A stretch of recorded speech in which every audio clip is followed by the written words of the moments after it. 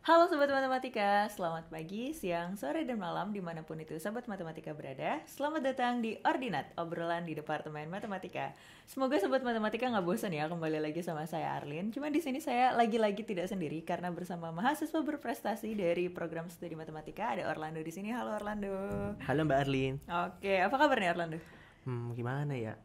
Ya sehat dan gembira lah Wah, pokoknya. mantap banget. Bisa diperkenalkan dulu nih dirinya ke Sobat Matematika di sini. Ya, perkenalkan, aku Orlando Ferrari dari Matematika UGM angkatan 2021 domisili Kalimantan Tengah.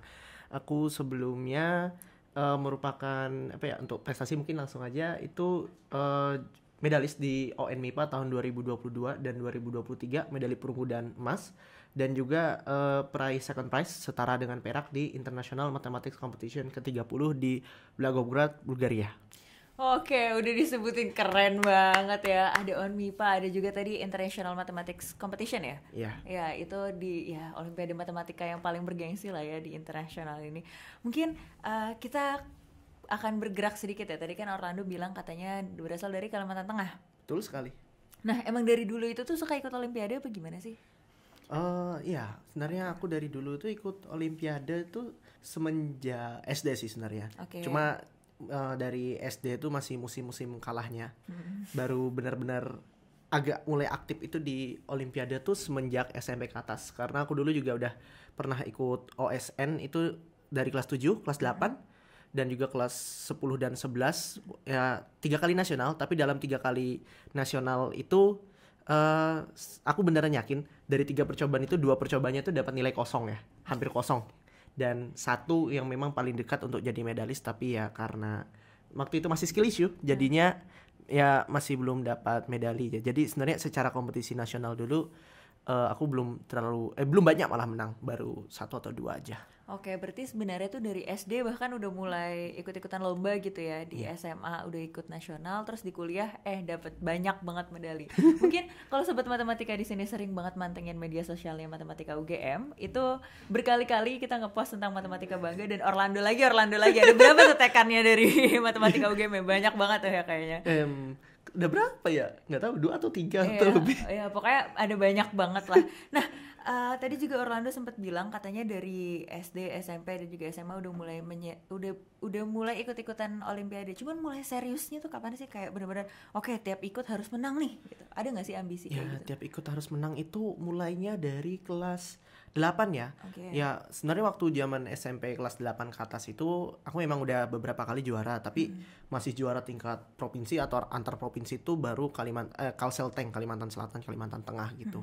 Jadinya aku cuma masih bisa sedikit yang terbaik di provinsi, tapi masih sangat kurang kalau secara nasionalnya. Dan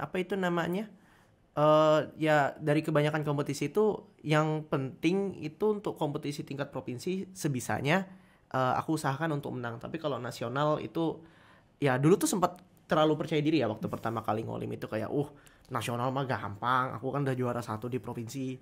Ternyata pokoknya semua tuh langsung berubah semenjak aku kelas 8 itu ikut OSN di Riau. Pasti ada juga beberapa teman di Matematika UGM yang pernah ikut satu lomba. Itu benar-benar kena hantaman yang sangat keras karena ternyata setidak berdayanya aku tuh seperti itu. Bahkan nggak bisa ngerjakan satu pun soal ya, bahkan soal paling mudah pun yang habis tak buka lagi, loh kok segampang ini, Tapi nggak bisa ngerjain. benar-benar gitu ya? nggak bisa ngerjain. Oke. Tapi berarti setelah itu baru mulai serius dan emang nggak bisa diremehin gitu ya, bisa dibilang. Masih bisa diremehkan lah masih selama bisa. SMA. Masih bisa diremehkan. Oke, itu kegemaran ikutan Olimpiade tuh emang dari dulu, maksudnya dari latar belakang di keluarga atau di sekolah tuh emang ada lingkungan yang mendukung kayak kursus Olimpiade atau belajar sendiri biasanya? Kalau latar belakang ya dari keluarga itu sebenarnya almarhum bapakku itu kan dosen ya. Dan ibu tuh ya PNS, pegawai BMKG. Jadi sebenarnya untuk latar matematika tuh nggak ada di keluarga. Bahkan sebenarnya bapak itu juga dosen pertanian ya, bukan dosen matematika. Jadi kayak cuma kebetulan aja gitu. Dulu tuh pernah kayak ikut kursus Sempoa dan awalnya dari suka ngitung ya. Dulu bisa ngitung cepat banget, walaupun sekarang udah kacau banget. Udah kacau banget ngitungnya. Jadi mulai dari situ kayak tertarik dengan matematika dan itu mulai dari SMP. Itu waktu agak serius sempat ikut les privat dengan salah satu guru itu di SMA. Di SMA saya kemarin, SMA saya jangan ya, SMA aku kemarin itu namanya Pak Joko itu selama 3 tahun ya. Dan ya ngerasa waktu itu tuh masih agak setengah-setengah sih, tapi adalah kursus sedikit. Soalnya apa ya, di Kalimantan Tengah tuh akses buat belajar Olimpiade tuh dibandingkan yang Jawa itu ya anggapnya 1:20 lah, satunya di Kalimantan. Benar-benar susah kalau mau belajar di sana. Jadi kayak mencari potensi itu benar-benar nggak enak aja. Dan bahkan buku bacaan buat Olimpiade tuh cuma ada buku bahasa Indonesia, dan itu pun buku tahun 2004, padahal waktu itu udah tahun 2000 berapa belas gitu. Mual banget. Jadi sebenarnya kalau dari segi akses sendiri rada susah gitu ya. Susah banget sih. Susah banget bahkan dulu, bukan rada susah lagi. Cuman berarti semenjak kuliah itu mostly ikut Olimpiade, emang belajar sendiri atau masih kayak privat atau kursus gitu? Kalau selama kuliah udah nggak pernah kursus lagi sih. Kebetulan semenjak kelas 11 itu udah mulai mandiri. Dan ini ya, aku juga baru mulai aktif di sosmed, mostly di IG, maksudnya searching di sosmed itu perihal lomba atau informasi. Itu baru di kelas 11 dan baru sadar, oh ternyata informasi di luar tuh ada banyak ya. Bahkan untuk teman-teman yang Olimpiade akan sangat mengenal namanya Art of Problem Solving. Ada juga kalau buat teman-teman yang kuliahan itu namanya Matchstack Exchange. Itu salah dua dari resource yang bisa dipakai untuk belajar Olimpiade, dan itu baru tahu semenjak scrolling di internet. Dan entah kenapa dari kebiasaan itu kan gemar baca buku sendiri, belajar sendiri, jadinya sampai kuliah itu ya mostly belajar sendiri dan minta tolong cutting. Sebenarnya belajar sendiri dan minta tolong cutting. Tapi di balik itu semua, di balik semua kemenangan di Matematika Bangga itu, postingannya ada nggak sih yang perjuangannya mungkin teman-teman tuh nggak lihat selama ini, ngeliatnya wah Orlando udah pinter dari lahir gitu, tapi sebenarnya di balik itu kayak berdarah-darahnya tuh kayak gimana sih? Mungkin kita mulai dari yang pertama tadi ya. Orlando udah pinter dari lahir itu enggak juga. Karena apa ya, sebenarnya kebetulan aja yang ngelihat aku di bidang matematika. Coba kalau ngelihat di bidang yang lain, sebagai contoh aja, bahkan nilai IPS ku itu 80-an aja sebenarnya. Dan itu pernah sih ujian IPS 90, tapi benar-benar ngehafal sampai mati-matian gitu ya. Iya benar-benar waktu ujian tuh sempat dilihat teman, kok matamu kayak gitu. Habis ngehafal. Ya pokoknya aku tuh nggak ngerasa terlalu pintar sih. Mostly hard work dan juga luck. Maksudnya keberuntungan itu benar-benar faktor yang sangat menentukan aku. Tapi aku nganggap sih sebenarnya keberuntungan aku itu juga ada, bukan karena dia ada, tapi karena aku kejar. Jadi habis itu dan ya aku kelihatan pintar ya tadi karena bagian dari keberuntunganku aja. Ini ya salah satu prestasiku yang sebenarnya paling berkesan. Itu spoiler aja, itu bukan aku yang menang IMC ataupun aku yang jadi peraih absolute winner di ON MIPA, tapi itu medali perunggu ON MIPA tahun 2022. Kenapa bisa diceritain tuh ke sobat matematika? Karena kan aku kan udah ikut OSN itu dari kelas 7 ya. Dan otomatis dan kelas 8 aku udah tahu yang nasional, dan waktu itu tuh kayak ngerasa pengen banget maju dapat medali, pengen ngeliat yang lain. Jadi itu dari kelas, anggapnya dihitung dari kelas 8 itu ngejar pengen dapat medali. Udahlah medali apapun, kalau ada honorable mention ya udah pokoknya dipanggil maju ke panggung. Itu pengen banget, tapi benar-benar nggak berdaya. Kayak ngelihat orang yang perunggu peringkat 30 pun, ih keren banget orangnya. Apapun itu pokoknya dapat medali itu pengen. Dan sebenarnya salah satu alasanku juga ngambil prodi matematika karena masih pengen maju. Dan ya jadi kan anggapnya kita hitung ya dari kelas 8, 9, 10, 11, 12 tambah lagi semester 1, semester 2 ya, 6 tahun ya. 6 tahun itu ngejar medali.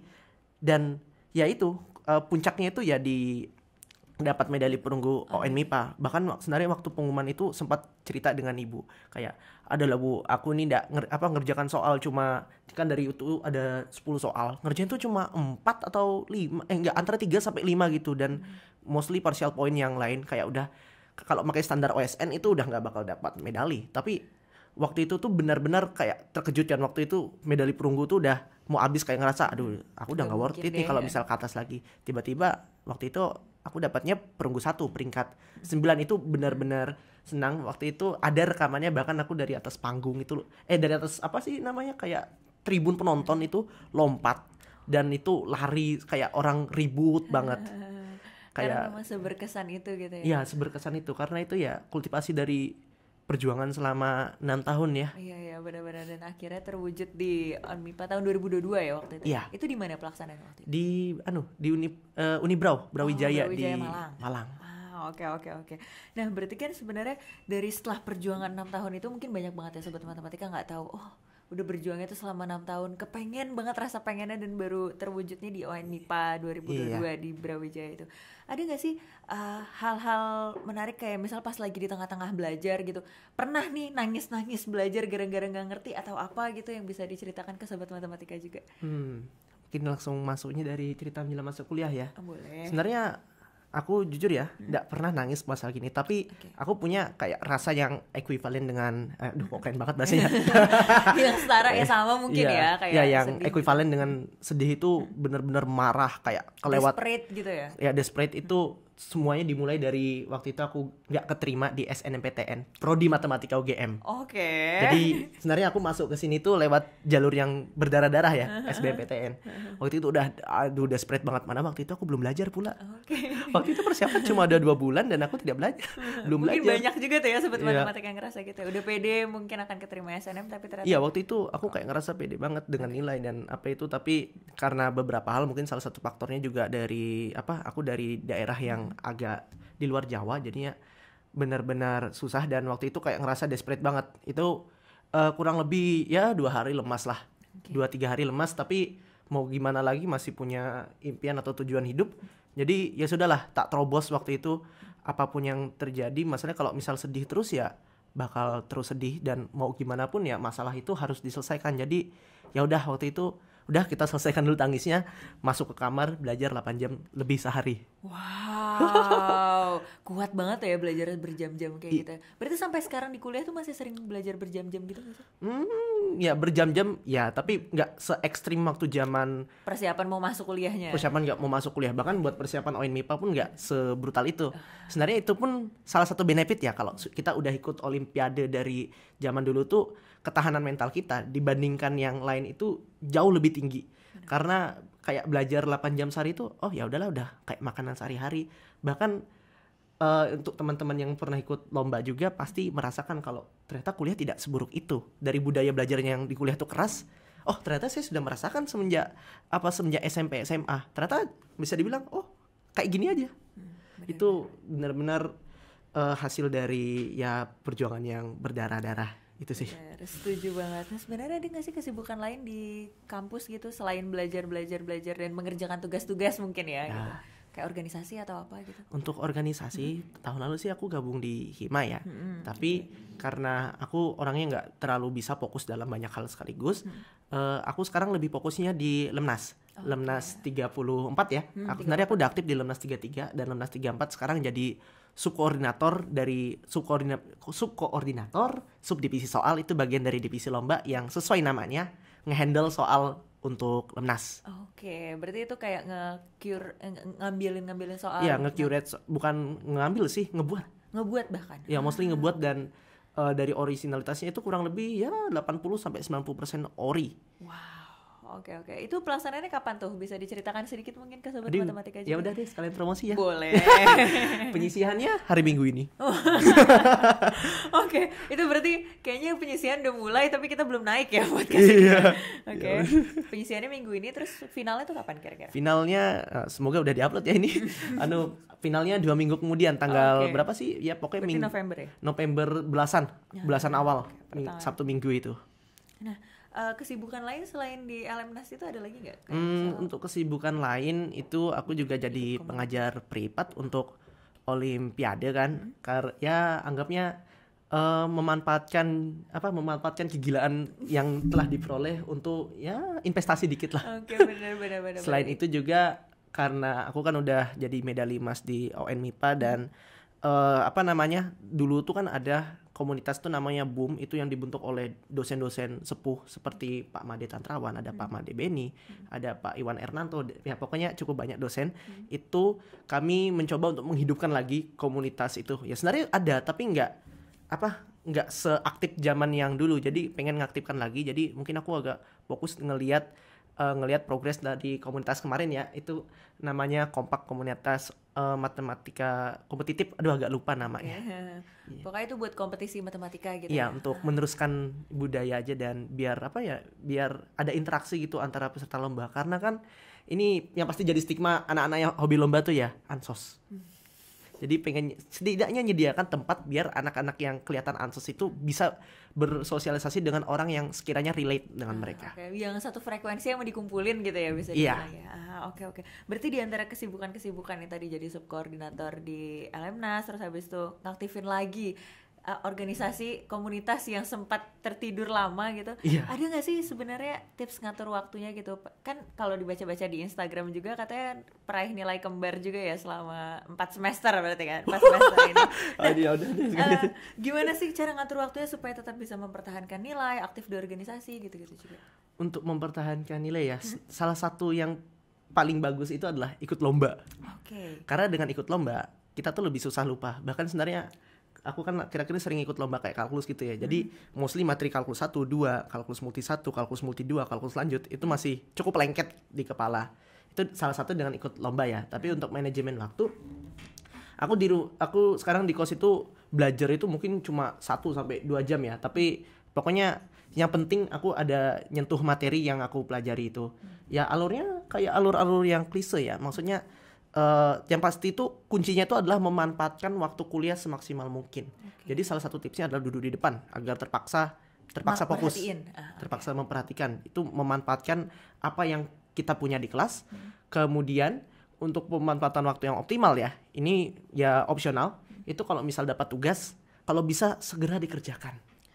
Dengan segera menyelesaikan tugas itu akan selesai dan lebih banyak waktu untuk tidak memikirkan tugasnya. Tapi biasanya kalau aku sendiri sih habis nyelesain itu H-1 coba baca lagi, ngecari revisi. Karena aku juga orangnya tuh terkesan selalu lab the small details gitu. Jadi pasti ada aja yang salah dan itu sering terjadi. Kemudian untuk memanfaatkan waktu kuliah tadi, jangan lupa untuk bersantai. Karena bersantai itu adalah bagian dari kita mengoptimalkan cara berpikir otak kita. Kalau kita misal belajar seharian terus dan anggapnya belajar 8 jam sehari terus dan nggak ada istirahat kayak gitu, kapan otaknya istirahat dan kapan otaknya memproses? Jadi ketika kita berpikir tuh ya memang otak itu berjalan, tapi itu tuh maksudnya kayak cuma masuk ingatan jangka pendek yang ya mostly kalau teman-teman udah paham nih udah paham materinya itu di kelas aja. Tapi kalau tidak memberikan waktu untuk otak untuk memproses, kapan dia memprosesnya? Itu ketika santai. Nah, itu jadi apa yang sudah diperoleh itu bakal hilang. Padahal bisa jadi, aku juga sering sih sebenarnya ngalami karena jarang istirahatin otak tuh kayak waktu itu tak tulis di notes itu pembuktian trivial untuk aku. Waktu itu tak baca lagi, trivial di mananya? Karena nggak ngasih waktu untuk ngeprosesnya itu. Dan poin yang penting itu jadi setelah memproses itu ya tadi review dan mengistirahatkan otak. Habis itu juga usahakan bikin waktu kerja juga, waktu kerja dan waktu libur. Aku biasanya memaksimalkan hari Sabtu dan Mingguku sebagai hari libur dari berpikir, kecuali kalau aku ingin berpikir, maksudnya tidak berpikir secara terpaksa ya.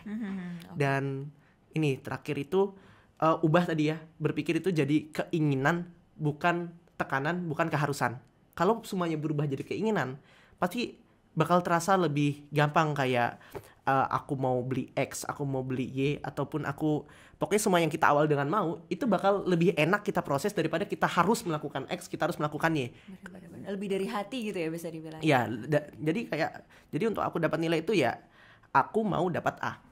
Bukan aku harus dapat A, aku harus lulus. Aku pengen. Jadi, dan mata kuliah pun juga aku pengen pahamin ini. Bukan karena terpaksa. Pokoknya materi setidak suka apapun aku dengan materinya, ya mau tidak mau itu aku harus pengen. Dan ya nggak boleh sedikit hipnotis diri. Jadi bahkan mata kuliah sesusah apapun, kemarin aku sempat ngambil mata kuliah semester 6 di semester 4. Ditarik dan, gitu ya. Ya dengan keinginan yang keras itu, ya eventually dapat A walaupun A-nya pas-pasan. Karena ada dapat A yang lebih bagus dari aku. Itu. Berarti sebenarnya kamu tadi sempat nyinggung tentang mengistirahatkan otak, emang kasih jeda waktu buat otak memproses. Kamu tuh biasanya ngapain tuh selama istirahat itu? Kayak emang cuman main game, main ML gitu atau apa? Kamu main game gak? Ya aku main game. Dan sebenarnya kalau aku sebelum kuliah itu aku gamer garis keras. Tapi waktu kuliah entah kenapa karena rasa takut gitu kayak mulai agak mild gitu, nggak sekeras waktu zaman dulu. Aku main game. Habis itu mungkin dari tampang aku juga sedikit jelas ya kalau aku kayak nonton anime atau aku juga membaca beberapa manga walaupun itu seri yang ya cukup mainstream lah. Kalau untuk game itu aku mainkannya yang online ada apa ya? Ya yang biasa orang mainin lah, ada Arknight, ada Genshin Impact, ada sebenarnya Mobile Legends tuh main sih. Cuma karena kayak nggak terlalu suka dengan gamenya, jadi pokoknya main itu waktu buat mabar aja ya. Walaupun sebenarnya aku cukup jago, aku berani klaim aku cukup jago. Untuk orang yang jarang main. Nah, ada juga sih aku main di PC, ada berbagai game itu contohnya kayak games di Steam ya, tapi mostly yang single player karena akhir-akhir ini aku nggak terlalu suka main game yang multiplayer karena ada tekanan itu loh. Cukup tekanan itu ada di kuliah. Oke, main itu ya main. Main tuh enjoy aja gitu ya. Main tuh seharusnya. enjoy dan aku ya tadi nonton dan aku juga punya playlist yang kurang lebih isinya 200 sampai 300 lagu yang selalu ku shuffle tiap hari untuk nyantai.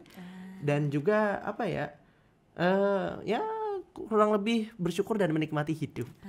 Oke. Jadi sebenarnya belajar itu penting, fokus terhadap apa yang dikerjakan itu penting, tapi jangan lupa kasih jeda waktu untuk memproses dan istirahat gitu ya. Mungkin terakhir banget nih Orlando, ada yang mau disampaikan gak sih buat sobat matematika? Mungkin di sini ada sobat matematika yang sedang berjuang juga di Olimpiade, yang berasal dari daerah non Jawa juga, dari Kalimantan juga mungkin seperti Orlando. Semoga ya ada teman dari Kalimantan Tengah soalnya pengen banget. Sedikit banget ya. Gak ada. Waduh. Kalau Kalimantan Tengah ya sekarang udah nggak ada. Kemarin ada satu tapi udah lulus. Oke. Ini ya pesan untuk teman-teman itu yang namanya namanya keberhasilan itu butuh usaha yang pokoknya semakin besar tujuan yang ingin kita capai, semakin inhuman usaha yang harus kita lakukan. Jadi untuk teman-teman kalau sekiranya pengen merasakan keberhasilannya yang diinginkan, itu tolong untuk bersiap menerima cobaan yang ada di perjalanan itu tersebut. Dan sebenarnya nggak apa-apa kalau di awal itu kalah, karena aku juga dulunya kalah kurang lebih selama 6 tahun baru bisa jadi langganan masuk matematika berbangga itu ya. Jadi ya kan aku baru kelihatan berhasil tuh baru dalam beberapa bulan terakhir itu aja. Beberapa tahun ke belakang orangnya gagal terus dan jadinya pokoknya begitulah. Dan terakhir itu tolong untuk teman-teman ya, terutama yang kayak aktif dalam akademik, tolong bersosialisasi. Bersosialisasi itu juga adalah kunci agar teman-teman bisa jadi lebih hebat. Mungkin teman-teman yang jago ya, itu untuk saat ini masih jago. Tapi in a long term, kayak minimal 4 tahun ke atas, itu kita ketika mulai masuk dunia kerja, maupun itu dunia akademisi, mau itu dunia industri, pokoknya dunia karir apapun, itu kita tetap memerlukan orang lain. Setidaknya punya seseorang untuk bertukar pikiran, itu bertukar pikiran dalam hal apapun, hal sekonyol apapun, mau itu hobimu yang aneh, mau itu dalam kebiasaan kompetisimu aneh, pokoknya seseorang berharga yang bisa diajak untuk bertukar pikiran. Dan jadi adanya seseorang seperti ini bisa membantu teman-teman tidak hanya secara sosial itu akan jadi lebih bagus, tetapi nanti secara akademis, karena ya ini memang beberapa hal yang cukup miris ya dari beberapa teman-temanku yang kayak agak aktif di Olimpiade yang pintar-pintar gitu, memang kayak antisosial. Itu sebagai pesan ya. Dan juga kalau ini mungkin buat yang kayak agak malu ngomong juga ya, itu ya beranikan aja buat ngomong. Bahkan sebenarnya aku di sini pun ngomong tuh kayak agak aneh gitu, tapi udahlah, nggak peduli, pokoknya ngomong apa yang mau di ngomong itu aja. Jadi jangan takut untuk ngomong. Dan tolong kalau misal kuliah ya, minimal selesaiin tugas ya. Itu buat pesan-pesan pada umum ya, minimal selesaiin tugas. Berarti intinya adalah sobat matematika jangan lupa bahwa setiap tujuan yang besar pasti rintangannya juga besar, dan kuat-kuatin ya, aja sama gitu besarnya. Dikuatkan niatnya gitu ya. Terus juga jangan ragu untuk ngomong, cobain aja, jangan antisosial juga, silakan bergaul sama siapapun, karena kedepannya kita juga pasti akan bekerja dan juga bersama-sama dengan orang lain juga. Betul sekali. Itu ya. Oke, terima kasih banyak nih ya untuk para sobat matematika yang sudah mendengarkan hingga akhir. Jangan lupa untuk follow semua media sosial Departemen Matematika UGM, dan sampai jumpa di episode berikutnya. Dadah. Dadah.